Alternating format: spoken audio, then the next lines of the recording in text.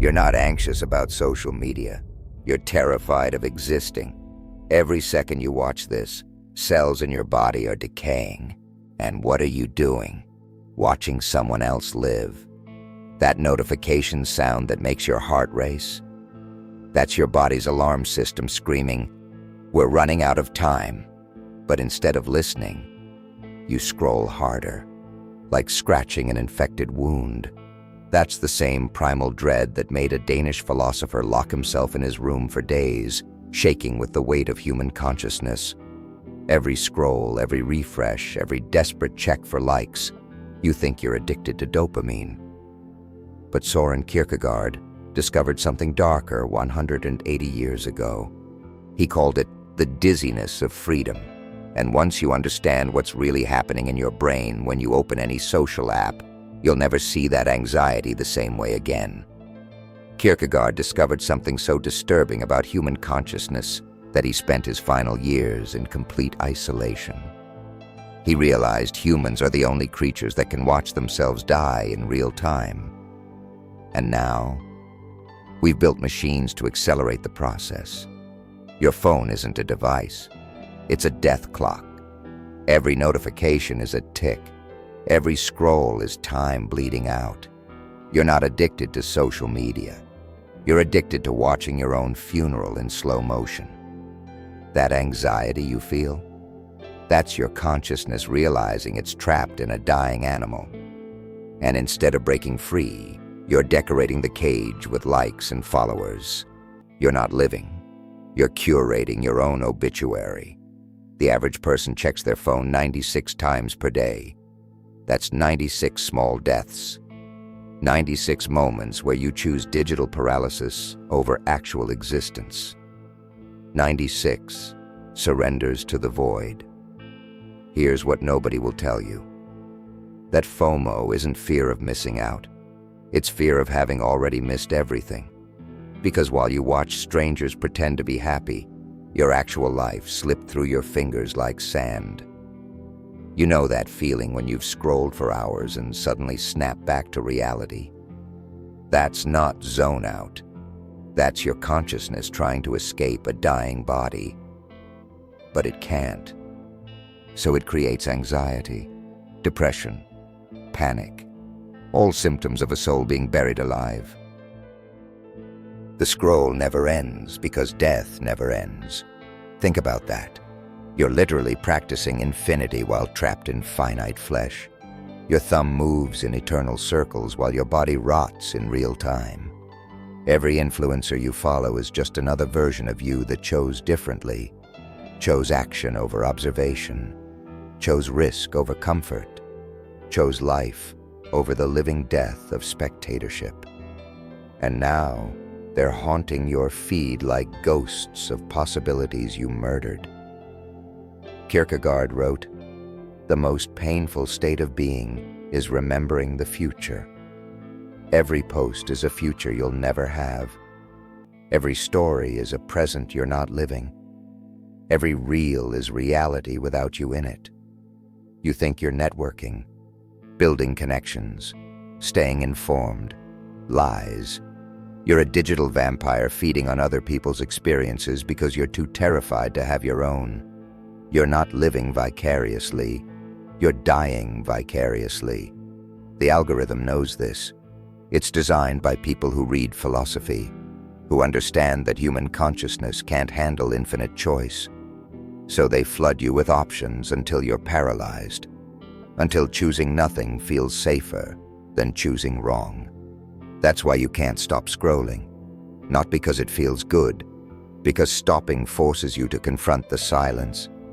And in that silence lives a truth so brutal that most people will do anything to avoid it. You're going to die having lived none of your possible lives. Social media is morphine for the terminally conscious.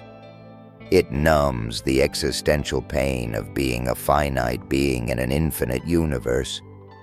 But like all painkillers, it's killing what it's supposed to save. Let's get specific about what's happening in your brain. That anxiety spike when someone doesn't respond to your DM? That's your amygdala confusing digital rejection with actual death.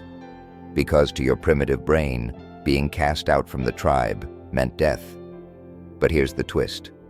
You've already cast yourself out. You've chosen pixels over people, metrics over meaning, performance over presence. You're not part of any tribe. You're alone in a crowd of other alone people, all pretending connection through glass screens. Kierkegaard identified this exact phenomenon.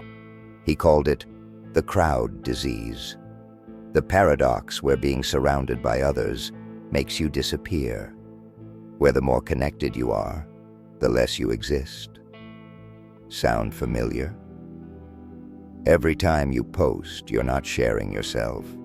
You're sacrificing yourself to the algorithm gods, offering up pieces of your authentic existence in exchange for digital validation that evaporates the moment you receive it.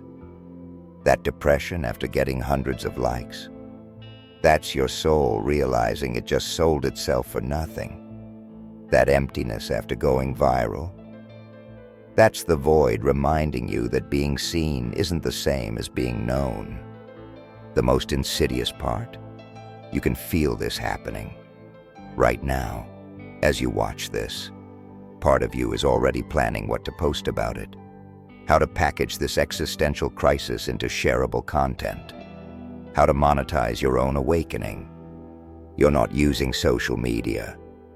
Social media is using your existential dread as raw material, harvesting your anxiety, farming your fear of irrelevance, converting your death anxiety into engagement metrics. And the worst part? You're complicit. You're both the prisoner and the god, the victim and the executioner, the dying and the one holding the pillow over your face. Kierkegaard discovered something that modern science just confirmed. Consciousness is a glitch. Self-awareness is an evolutionary accident, and social media exploits this glitch to perfection. You're the only animal that knows it's going to die. The only creature that can imagine infinite possibilities while trapped in finite meat. This creates what philosophers call existential vertigo, the dizzying realization that you could be anything but you're stuck being you. Social media promises to solve this. It whispers, you don't have to be just you. You can be your avatar, your brand, your carefully curated digital self. But this isn't liberation. It's doubling down on the prison. Now you're not just trapped in one dying body. You're maintaining a digital ghost that needs constant feeding. Two selves, both false, double the anxiety, double the dread, double the distance from anything real. The paradox that broke Kierkegaard. The more you try to escape yourself, the more yourself you become. The more you perform happiness, the more miserable you feel. The more you chase validation, the more invalid you prove yourself to be. He spent 3 years trying to solve this paradox. Know what he concluded? You can't solve it. You can only embrace it. Accept that anxiety is the price of consciousness. That dread is the cost of being awake. That the pain you feel is the only proof you're still alive. But instead of embracing it, you medicate with metrics, numb with notifications, sedate with scrolling. You're not healing the wound. You're infecting it with digital bacteria that feeds on your decay. Every app on your phone is a philosopher's nightmare made real. A machine designed to exploit the exact vulnerabilities that make us human, to weaponize our awareness of death, to monetize our fear of meaninglessness. Here's the prescription no therapist will give you. Stop trying to feel better. Start trying to feel everything, even the terror. Especially the terror, because that terror is your teacher. When you feel that social media anxiety rising, that's your authentic self trying to break through the digital delusion, that panic. That's your soul recognizing it's suffocating under layers of performed identity. That dread, that's freedom knocking. Kierkegaard's solution wasn't to eliminate anxiety. It was to become intimate with it, to dance with dread, to make fear your compass, because anxiety always points toward what matters, and what matters is always what scares you most. Delete your accounts? That's just running. The anxiety will follow you, because the anxiety isn't in the apps, it's in you. It's the cost of being conscious, the price of having a soul that knows it's temporary. The real solution? Use social media like Kierkegaard used his mirror, as a tool for ruthless self-examination. Every time you feel the urge to post, ask, am I sharing or hiding? Every time you scroll, ask, am I living or dying? Turn your feed into a philosophy classroom. Every post that triggers you is a teacher. Every story that makes you feel inadequate is showing you where you're lying to yourself. Every moment of FOMO is your soul trying to tell you something. But this requires something most people don't have: the courage to be disliked, the strength to be unseen, the balls to exist without constant validation, to be a single one, in Kierkegaard's words, not part of the crowd. Stop posting your life and start living it. Stop watching others exist and start existing yourself. Stop fearing judgment and start fearing the only judgment that matters, the one you'll face when you're dying and realize you spent your life as a spectator. You will die. Not someday. Today.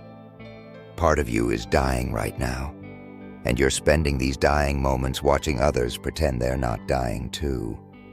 This isn't just sad, it's cosmically absurd.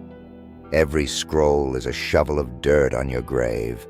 Every post is a nail in your coffin. Every notification is a reminder that you're choosing digital death over difficult life. And for what? Hearts from strangers who are just as lost as you. Kierkegaard died at 42, young. But he lived more in those years than most people live in a century, because he chose anxiety over anesthesia, chose depth over distraction, chose to feel the full weight of existence rather than escape into comfortable numbness. You have the same choice. But let's be honest, most of you won't make it. You'll watch this video, feel something stir inside you, then go right back to scrolling, back to the morphine drip, back to the slow suicide of digital existence, and that's fine. The world needs digital zombies, needs people who choose comfort over consciousness, needs the walking dead to make the truly alive stand out. Maybe that's your role. Maybe you're meant to be a warning, not a warrior. But if you're one of the rare ones, one of the few who can feel their soul screaming beneath the digital sedation, one of the brave who'd rather face the terror of authentic existence than the comfort of performed life, then listen closely. Your anxiety is not your enemy. It's the last honest thing about you, the last part that refuses to be domesticated, the last flame of authentic human consciousness in a world trying to extinguish it. Use it. Let it burn through the bullshit. Let it incinerate your false self. Let it light the way back to something real, even if real is terrifying, even if real is lonely, even if real means standing naked before the void with no likes to protect you. Because here's the ultimate truth: you're going to die anyway. The only question is whether you'll die having lived or die having watched others live. Whether you'll face the void with the dignity of someone who chose their anxiety or the regret of someone who medicated it away. Choose. But choose now. Because every moment you hesitate is a moment you'll never get back. And trust me, when you're dying, you won't remember your follower count. You'll remember all the life you traded for it. The notification sound you hear? That's your life leaving your body. Turn it off, or let it turn you off.